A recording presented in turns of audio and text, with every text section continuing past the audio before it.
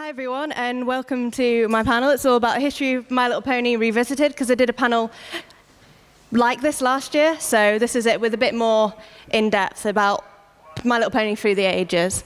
So hopefully this will work. So about me, so I'm not actually an... 1 second. Okay. You can decide. Ooh.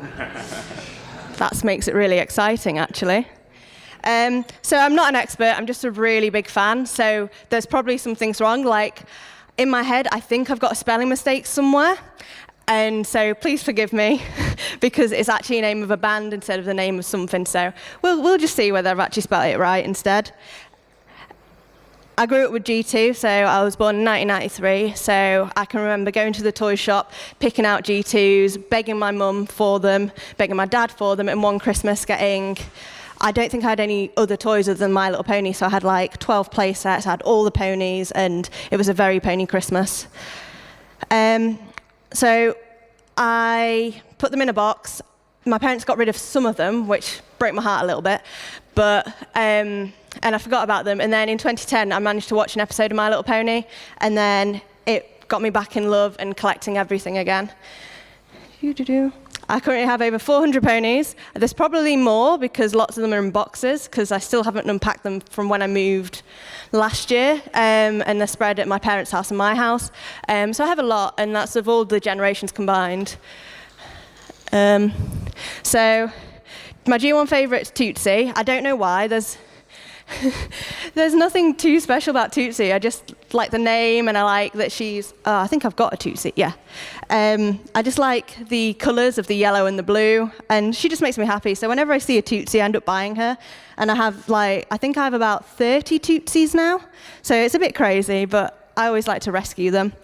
G2 favourite's Ivy. So Ivy's kind of like one of the flagship G2s. Let me pop her. So she's just here. She owns a salon, and it's just one that I've always loved, and I used to always go and gravitate towards that one in the shop, and my parents were like, why didn't you get another one? I'm like, no. And it's just happened now. I think I have like 40 maybe, so 10% of my collection's nearly Ivies, I think. G3 is Minty, so Minty's also in G1, but I absolutely love G3 Minty with her socks, and A Very Minty Christmas is absolutely brilliant. And then G4 is Princess Luna, because best princess. So here's your timeline. So we start over here with My Pretty Pony, which is 1981, going to G1, which is 1982 to 1992, G2, which is 1997 to 2003, which that is really debatable, because in America, they stopped producing them after like a year. So that's the Europe timeline there. G3, 2003, 2009. G3.5, just maybe a year, you know. We don't really talk about that. G4, so this is about the toy line timeline, so not the animation. So G4, 2010 to 2019, and that's when they changed molds. So you know how the ponies got bigger heads and different poses. So that's what some people call it G4.5, some people still call it G4, but it's in this presentation I'll be calling them G4.5 just to make a difference between the G4 and the 4.5. So Beige Beginnings. So this is how My Little Pony started. So this isn't mine. I would murder someone for this, because it's absolutely brilliant. I absolutely love the My Pretty Ponies. So these are my friends. So they started with Beige Beginnings. So they're very horsey, very sad. So it was where it all began in 1982. Commonly known as Generation Zero. So some people call them Generation Zero. And that was it, apparently. So where we all started was with Bonnie Zacherle. Still can't pronounce her name. Hopefully when I meet her at BronyCon, I'll be able to find out how to actually pronounce her name, which will be nice. So she was where we all started. So she's the reason why we're all here today and celebrating My Little Pony. She dreamed of designing a children's toy because her idea came from childhood. So she always wanted a horse, but she was unable to have one because of time commitments. Her parents lived abroad, so they were moving around a lot of the time. So she really wanted a horse that she could keep as a toy, a nice one. She was given the chance to design the My Pretty Pony, and she made it very horse-like and everything.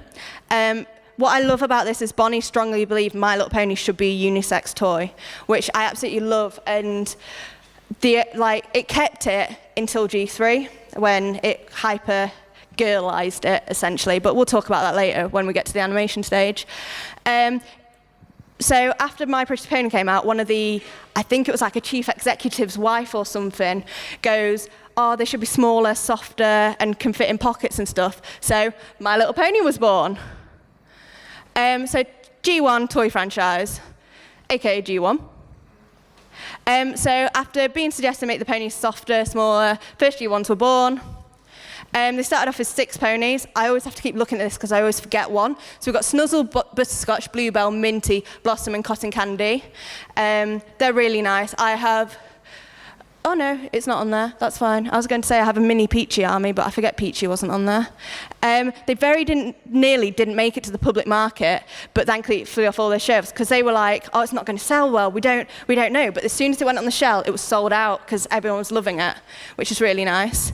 So it started with the original 6, but more characters were developed, such as like unicorns, Pegasus, fuzzy So Soft ponies. So the So Soft ponies are the G1s that you look at and you think, because they usually are the ones that pick up the grime, but they're really lovely. Twinkle Eye ponies like Fizzy, it's over there somewhere, and many more. So with G4, you get they're all pretty much the same poses, but with G1, you get a lot of different poses. So how to identify a G1? So this is Tootsie. So you can, there's several different poses, but I probably should have taken a picture under the hooves as well. So you can see that the mane is mostly curved over and shorter, whereas the G4s are a bit longer. You've got more of a horse-like side-on view, and they're just essentially a horse shimmy down. G1 poses. So this is a photo from one of my friends showing a massive variation of ponies and poses because G1 had the widest array. So there are a large variety of poses. So some examples are collector/flat foot pose. So that's the main ones that came out and they're just standing facing. Bow tie pose. So that was what one originally only had, but then it kind of developed into more. Bubbles pose is the sitting down pony. Tootsie pose is, well, you saw Tootsie, she's just very happy. Posy pose, don't know what that one is, I'll be quite honest. Truly pose, gingerbread pose, quackers pose. So they all have unique poses, but then you've also got, you can see your sea ponies, your baby sea ponies. I absolutely adore the boy ponies just there. I don't know, I just think they're just great. They've got feathers on the hooves. Oh, I just love them so much. Bride pose. So bride is, I'm surprised there's not a bride in this picture, but that's the bride pose up there. Very royal, very regal, gonna go and get married. G1 around the world. This is where I'm pretty sure there's a spelling mistake, so I'm really sorry. So I'm going to have to rely back on a few notes because I sometimes talk about this a little bit wrong. So it's the G1 toy franchise went global. So factories were spread across the world. So they would license different factories. So there was a factory in Germany that was licensed. There was a factory in Brazil that was licensed to make them instead of just all being in China. And so they were spread across the world, but each of the factories was only given black and white instructions, so it just said, this one needs to be this yellow, this one. So a lot of them are slightly different. Yeah, I accidentally spelled this wrong. It's Nirvana ponies. So let me go back to that. So there are variants with limited distribution, so they're only available in that sort of area. But some were slightly shipped. So in the UK, you can find quite a few of them where they were sold. So under the hooves, you can actually see where ponies were made. So they're identified under the hooves. But I've got a Spanish Daddy Apple Delight, and he's not got anything underneath. But because of his eye colour, he's Spanish. So there was places such as Argentina, Brazil, France, Italy, Germany. South Africa, which if you get a South African variant, they can go for thousands on eBay because they're quite rare. I think sometimes the ponies are like only one of in existence, and I know my friend bought one recently and it was very expensive. There's Venezuela. There's a funny story about Venezuela. Someone imported some in from Venezuela, like a collector, a friend of mine, and when it went through customs, they wanted to check whether it had anything inside it, so they cut all 4 hooves off to check inside the pony, but it was just the metal weight, so that was a bit of a shame for something quite expensive. And then Japan has, I can never pronounce this, Takara ponies, which I don't own one, but they're like little city downy ponies, and they're really adorable, but they're also really, really expensive, but they're still My Little Ponies. So yeah. Daddy Apple Delight has different colorized in Spanish version, but he doesn't have Spain written under his hoof, but you know that from that.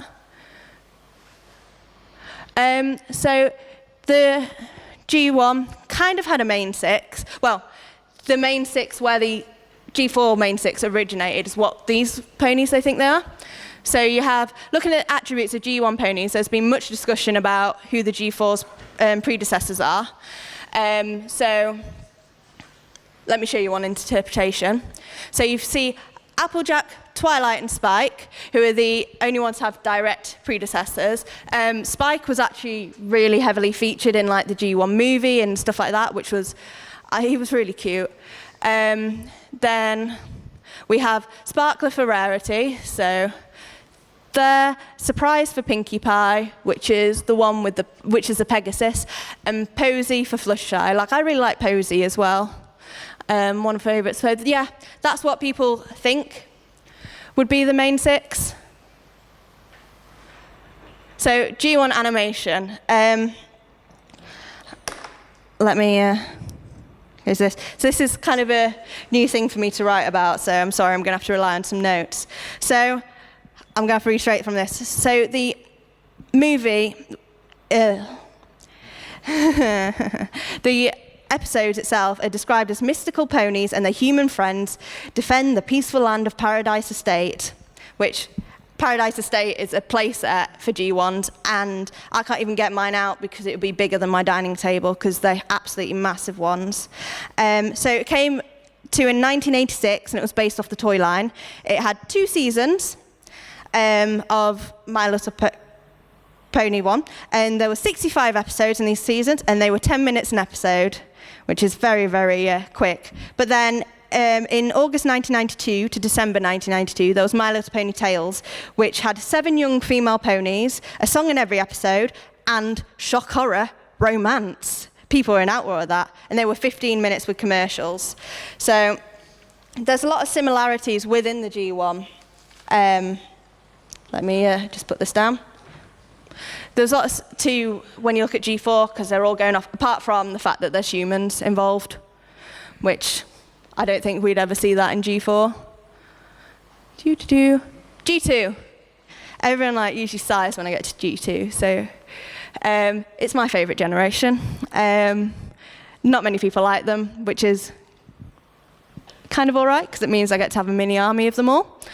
So they first produced in 1997, but it ran worldwide for only a year, but continued across lots of Europe in 2003. So lots of like American collectors will import them in from the UK, which is usually the way around. So that's quite nice sometimes.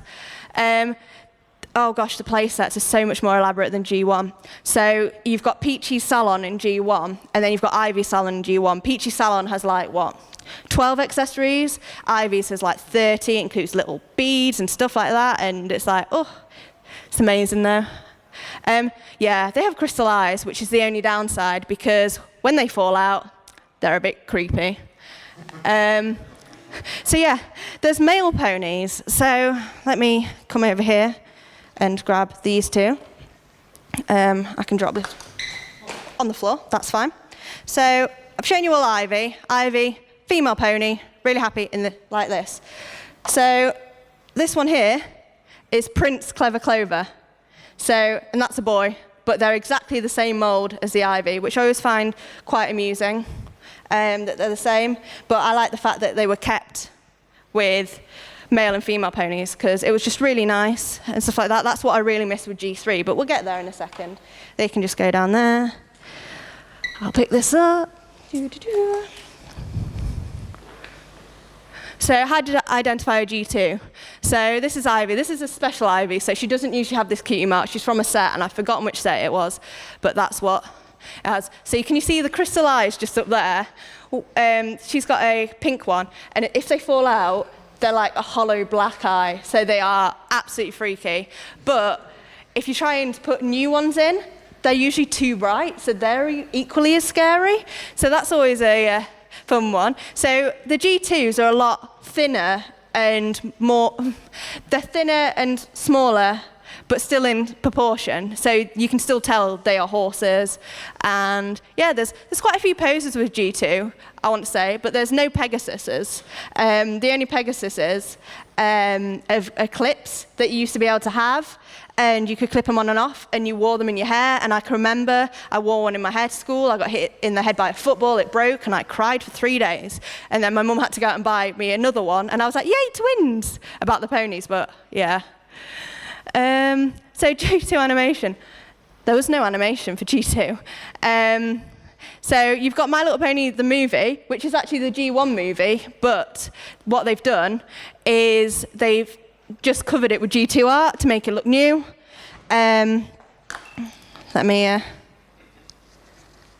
So the G2 game broke my heart as a little girl. So I used to play this on the computer. It used to take probably about half an hour to load up because it was like a really big file. So it was called Friendship Gardens, and you had your own personal pony. You could take it to Ivy's salon. You could take it to the dance studio. You looked after it. You played tic-tac-hoof, which was tic-tac-toe but with X's and horseshoes, and it was really, really good until your pony completely leveled up and crossed over the Rainbow Bridge. And oh, that was heartbreaking. Like, my dad used to always be like, why is there like 12 saved things on my computer? And I was like, I don't want them to die. But yeah, as a little kid, you know, crossing over the Rainbow Bridge. Yeah. How years did he create? Pardon? How years did he create this game? Years of it. Which year? I think it was about 2000, I don't know. Lots of places, when you search online, it didn't actually tell me what year. It just kind of went, it was during the G2 thing, because it did come out, I'm pretty sure it came out in America, but G2s were only in America for a year. So it's a bit of an awkward sort of timeline. But yeah, sending your horse to Rainbow Bridge at like the age of like 9 or 10 absolutely destroyed me a little bit. 2001. Thank you, 2001. You can actually get it, and it is, if you've got an old laptop and you download a few things, you can actually play it. I've got a friend who plays it, and yeah, I just don't want to, those memories. G3. So G3, I forgot to put the animation in on this, well done me. Made between 2003 2009. Although in 2010 there were a few ponies made for special occasions, like the San Diego Comic-Con exclusives and stuff like that. They're really cool, like artsy ponies. They included Earth, Pegasus, and Unicorn ponies, and there was lots of characters, including ones we see today. So these are G3 toy franchise predecessors. So we have got Sweetie Belle, Cheerilee, Rarity, Pinkie Pie, and Rainbow Dash, which, yeah, it's quite scary seeing them in G3. I don't like G3.5, but I think next to G3.5, my least favorite is a G3, just because of how hyper girly they went with this series. So how do I identify a G3? So I think these are slightly less of a proportion of G1, but they're like a G1 shrunk down. So you've got the cute ears, you've got a longer mane, you've got a longer tail. You have the eyes all look the same, so even on the plushies, the eyes are the exact same. And yeah, they're quite cute. But I like the ponies, but I just don't like the stories and stuff about them. So yeah, they're just like a G1 shrunk down, so they're complete contrast to G2. So lots of people just go G1, G3, G4 because that looks like a better sightline, because G2 are just completely different to anything, really. That's, so G3.5 toy franchise. This is where you get nightmares. It's a generation we never really speak about. Yeah. Generation we never speak about. I only have a few because I found them in a charity shop and I felt sorry for them. They have really, really big heads. Like, abnormally large heads. They're the same characters as G3, but Hasbro decided to revamp them. Who knows why, because that's terrifying. So, yeah, they were produced late 2009 to late 2010, which, you know, a year run for a toy line isn't really that great. How to identify G3? First of all, they're the scariest ponies. And that's including beady-eyed ponies, which are G1s, where the eyes open and shut, and oh, they're creepy. But these just absolutely freak me out a little bit. Yeah, they've got big heads, big legs, tiny bodies, weird mouths, and they look like, yeah, they're just scary. So G3 and G3.5 animation. So let me get back to my trusty notebook. So G3 animation was 2003 to 2007. They had 7 movies, including A Very Minty Christmas, which is my favorite. So if anyone thinks, what can I watch at Christmas? Watch A Very Minty Christmas. Watching Minty getting socks and getting happy is the most adorable thing ever.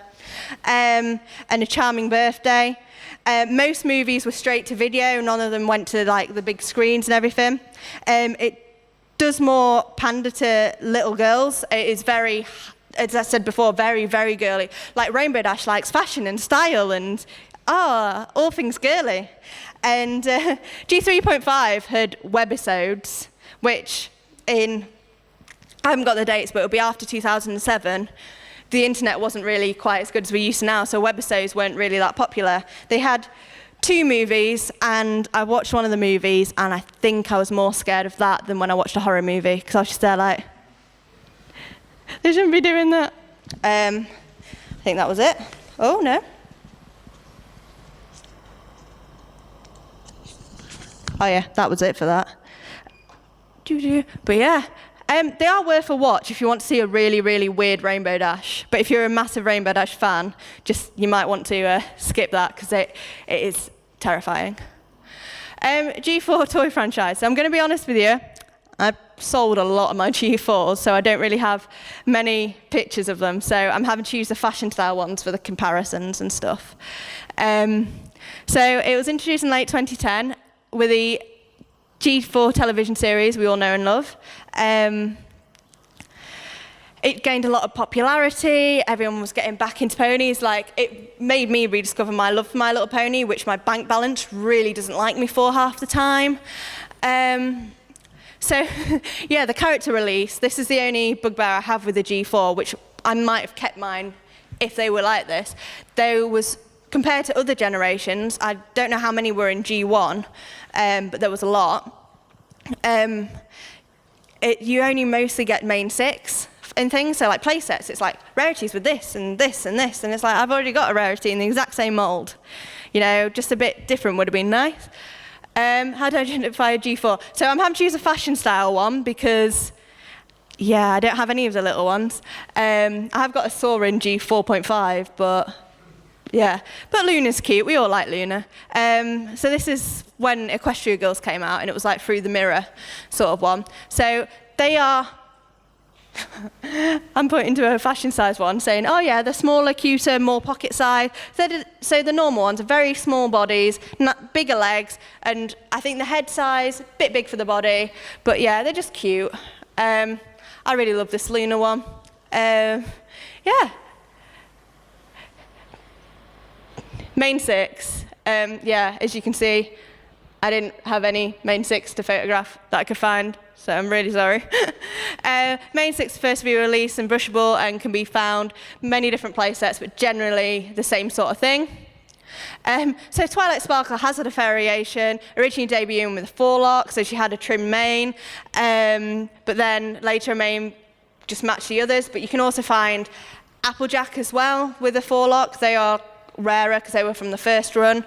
When Twilight Sparkle became an alicorn, she was being produced with wings, and also used the same mold as the princesses. So she's been made in the big mold, the medium mold for princesses. One of the bugbears I have is that Princess Luna hasn't got her own mold, so she's either the same mold as Cadence or the same mold as, like, she's not even in Celestia. But I should have taken a photo of that one. I've got somewhere a little tiny G4 Luna that is like the same size as the main 6, and it's really cute. As you can tell, I like Luna, so I kept everything Luna. Fluttershy has also had a slight development. So she started with like quite droopy eyes, like really soft, and then again matched the eye style of the others. G4 animation, what we all know and love, but I'll be honest, I've not watched past season 6, so I've managed. Don't worry, I've come across spoilers. So back to my trusty notebook. So it was October 2010 when it started. So it's in 9 seasons, as we all know. And currently, don't like judge me if I got this wrong, but it's currently at 209 episodes, 22 minutes approximately an episode, and massively commercialized. Like, G1 was popular, you had clothes, you had random things, but I'm pretty sure you can get everything My Little Pony if you look hard enough now. Like, not even having to customize it, just being able to go into like a shop and buy, a Pinkie Pie bath mat, great, I can use that, and stuff like that, which I just think is amazing. And then there was also My Little Pony Equestria Girls in 2013, which meant they could get more money by selling dolls, which I'm really sad to say I do collect them, because I don't know why, they're really creepy, but I absolutely love them for some really weird reason. So yeah, not the new ones are really weird, but the older ones. Yeah, G4 animation.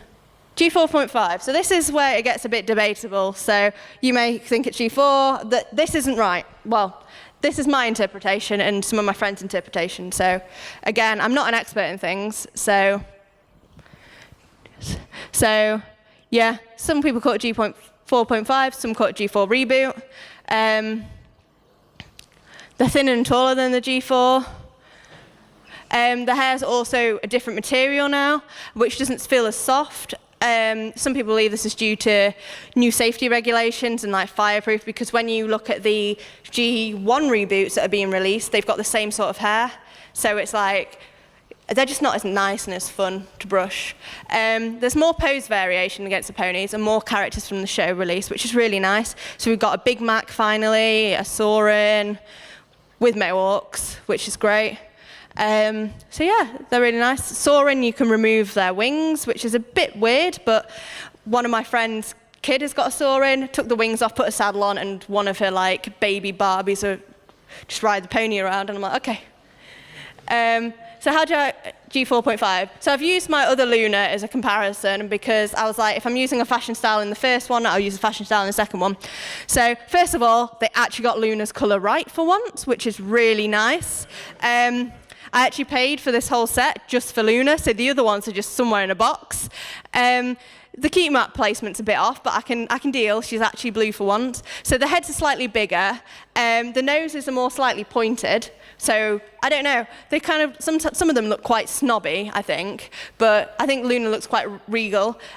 She's got more stuff printed on her, like usually they're accessories and stuff. I didn't take the picture with the crown, but she has the crown, which is an accessory. But usually the bibs on the G4s were always removable and stuff. And yeah, I don't know, I'm still undecided whether I like this generation or not. Yeah, like I like Soarin', but he's got a mohawk, which is a bit weird. Like if they'd just done shorter hair, I think that would have been better, but Comparisons. So that's some of them stacked together. Yeah, I didn't want to put a G3.5 in because that was scary, and I didn't want to put a G4 in because I didn't have any to hand. So we've got Fizzy over there. So Fizzy's a twinkle eye pony. So yeah, I love Fizzy. I don't know why. Ivy, Sweetie Belle, Soarin'. Like, I do like this on Soaring, like the side and stuff, but I do wish they'd released one with just nothing on, because I think that's nice for a collecting and putting them all on as scene, but I think just a plain one would have been nice, like they did the same with Big Mac, and I was like, yes, and then I was like, I don't like the print. And like, one's like Rarity, like I bought a Rarity one, and she just looks like she's tearing off about herself. So, yeah, the comparison. So, massively, I think G2 do stick out as definitely the odd one out. So that's probably why I've fallen in love with them as well. Yeah. So like this is a G4 fashion style compared to a G4.5 fashion style. So fashion style are the bigger ones. They're like the ones over there. So they're quite big. You can see the legs are thinner, and they're just a bit smaller, thinner. Kind of like if someone's gone on crop and just shrunk it down a little bit. So yeah, the horns are better, I think. I prefer the wings, but the wing joint, you can see it just looks like it's just been put on. Personally, I do feel like that the 4.5s have become cheaper to produce just because of how they feel, and like the mains and stuff compared to the G4s. But again, it could be because of the health and safety issues of hair, and I know when you do customs, it's quite hard to get the customs.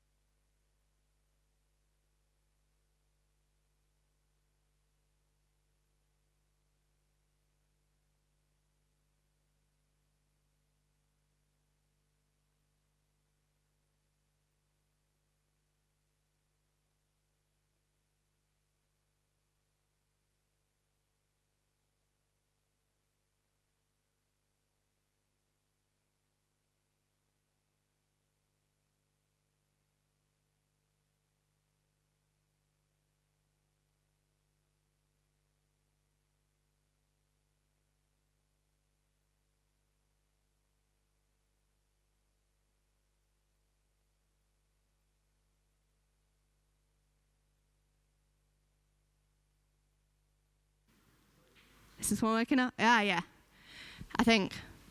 So the new style seems to be less popular compared to the old style. Again, they've weird poses, weird head. But like, I was really excited at first to see them, and I was like, buy all the Luna. And Luna's really good. I think Luna's the only one that's come out positive of that, but I might just be really, really biased. But I wish they'd, I don't know, if they had to change the hair for safety reasons, they could have just kept the same molds. I think they might have just wanted to do what they did with G3.5 and try and reboot it and go away, but I think we're all pretty keen enough to buy them all. So will the current excitement wane with the change show style? So this is meaning like the movie, if it goes more towards that CGI, like sort of, well, not CGI, but that sort of animation instead of the animation we know and love in the future. And yeah. Will the end of G4 severely affect? Like, I know for a fact I'm in this for the long haul. Like, I love my G1s, love my G2s, kind of love G3s, and I like G4s. So I'm excited for the next generation. And yeah, my bank balance probably isn't, but I like collecting them. So, any questions?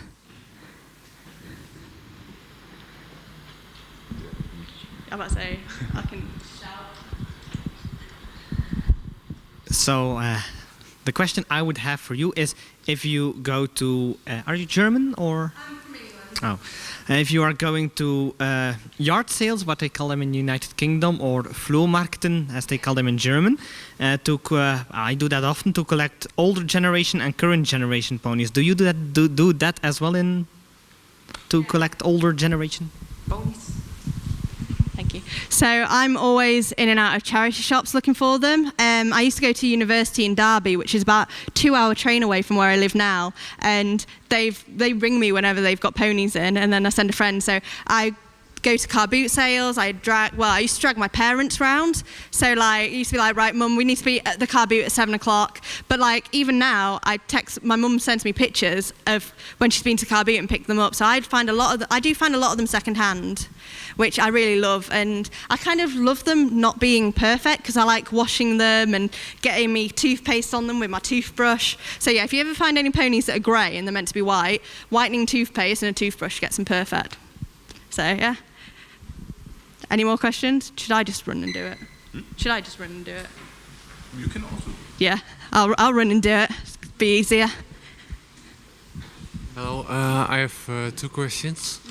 Where does the cutie mark come from? Because I saw it in Generation 1, but why do they have it? I don't know really. I think it was just something to make it more unique and to add different characters, because you could have one yellow and blue pony that's Tootsie, but then you can have another yellow and blue pony that's like something else, I think. I don't know really. That's quite an interesting one. I might have to look into that. And with the change of hair in Generation 4.5, what was the safety reasons? I think it's mostly like flammable and stuff like that. Yeah, I do prefer like the softer mains, but yeah, I think when I read it, it was because they were like EU regulations or something like that, or American regulations has changed, and that's what's happened, sadly, because they were nice being soft. So, thank you. Anyone else? Yes? Bexi, I haven't been following the news very much. So how much do we actually know about Generation 5? I try and avoid spoilers and stuff, so I've been kind of keeping a narrow mind, because yeah, I don't know. I don't really know too much, but I know I'll probably end up buying like 12 of them, maybe even the same ones.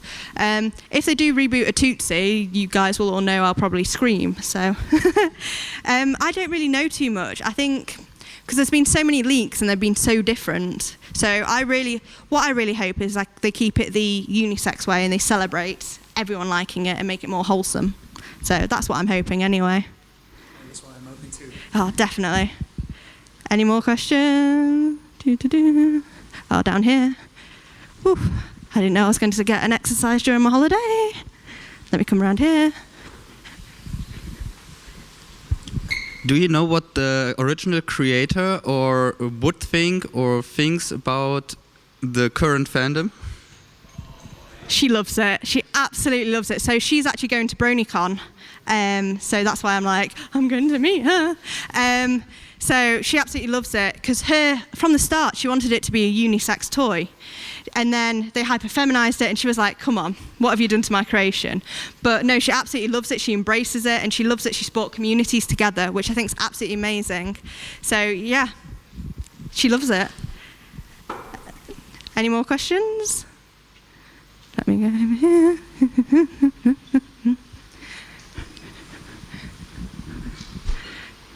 So, any more questions? No, if that's it, I have got some of my small collection down here if you want to meet the G1 giraffe or a really scary G3.5 in the flesh. Feel free, and that's my presentation over. Thank you.